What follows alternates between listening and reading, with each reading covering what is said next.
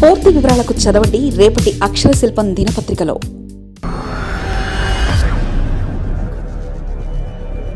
కూటమి ప్రభుత్వంపై చేగొండి అసంతృప్తి. ఆయన అలా ఉన్నారా? రీజన్ ఇదేనా? హరిరామజోగయ్య ప్రయత్నం వృధాగానే.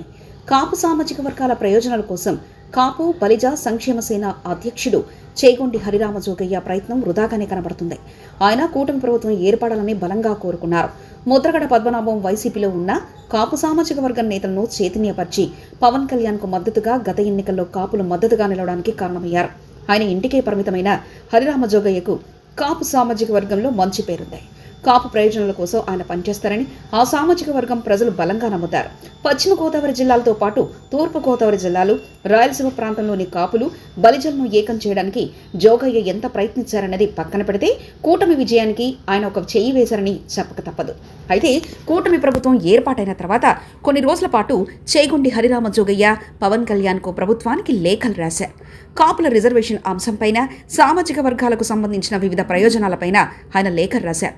గోదావరి జిల్లాల అభివృద్ధిని చేపట్టాలని ఒక లేఖలోను, నరసాపురం కోటిపల్లి రైల్వే లైన్ ఏర్పాటు చేయాలని, కోనసీమలో పెట్రోలియం అనుసంధాన పరిశ్రమలు నెలకొల్పాలని, రాజమండ్రి ఎయిర్పోర్టుకు అంతర్జాతీయ హోదా ఇవ్వాలంటూ పలుమార్లు చేగొండి హరిరామజోగయ్య లేఖలు రాశారు. గోదావరి జిల్లాలో టెంపుల్ టూరిజాన్ని కూడా డెవలప్ చేయాలని కోరారు. దీంతో పాటు నరసాపురం నుంచి మచిలీపట్నం వరకు కొత్త రైళ్లే నిర్మించాలని కూడా లేఖలో చేగొండి ప్రస్తావించారు. గోదావరి నదులపై వంతెనలు చేపట్టాలని, గోదావరి జిల్లాలో జాతీయ రహదారుల విస్తరణ చేపట్టాలని చేగొండి హరిరామజోగయ్య లేఖ రాశారు. కాపులకు విద్య, ఉద్యోగ రంగాల్లో రిజర్వేషన్ కల్పించాలని కూడా జోగయ్య పవన్ కళ్యాణ్ కు లేఖ రాశారు. గతంలో టీడీపీ ప్రభుత్వం ఈడబ్ల్యూఎస్ కోటా కింద 5% కోటాతో కాపులకు రిజర్వేషన్ కల్పించిందన్న విషయాన్ని గుర్తు చేశారు. గత వైసీపీ ప్రభుత్వం కాపు రిజర్వేషన్లు అమలు చేయకుండా అన్యాయం చేసిందని, కూటమి ప్రభుత్వమైన స్పందించి కాపులకు రిజర్వేషన్లు కల్పించి యువతకు ఉపాధి అవకాశాలు కల్పించడమే కాకుండా రాజకీయంగా పరంగా కూడా అవకాశాలు మరింత మెరుగుపరచాలని కోరారు.